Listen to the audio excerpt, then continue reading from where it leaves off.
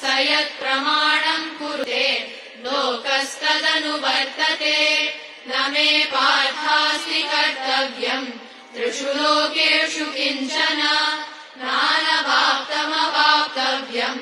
वर्त एव च कर्मणि यदि ह्यहम् न वर्तेय जातु कर्मण्यतन्द्रितः मम वर्त्मानुवर्तन्ते मनुष्याः पार्थ सर्वशः उत्सीदेयुरिमे लोकाः न कुर्याम् कर्म चेदहम् शङ्करस्य च कर्ता स्याम् उपहन्यामि माः प्रजाः सक्ताः कर्मण्यविद्वांसः यथा कुर्वन्ति भारत कुर्याद्विद्वांस्तथा सक्तः चिकीर्षुर्लोकसङ्ग्रहम्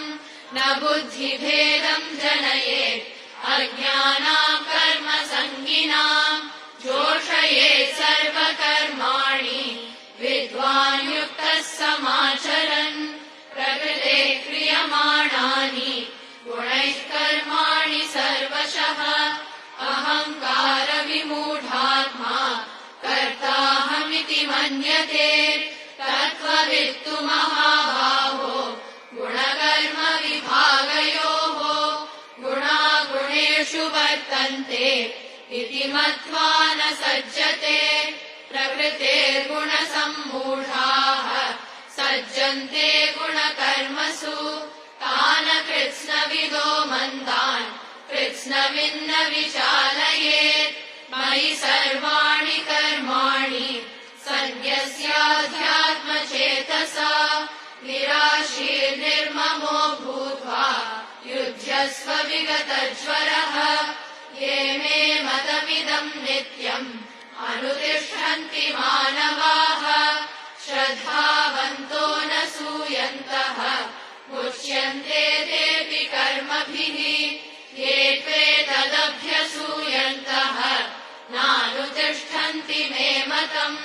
सर्वज्ञानविमूढांस्तान् विद्धि नष्टान चेतसः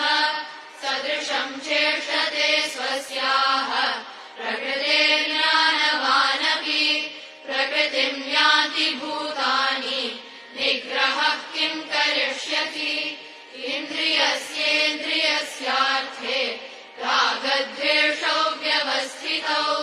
तयोर्न वशमागच्छेत् तौ ह्यस्य परिपन्थिनौ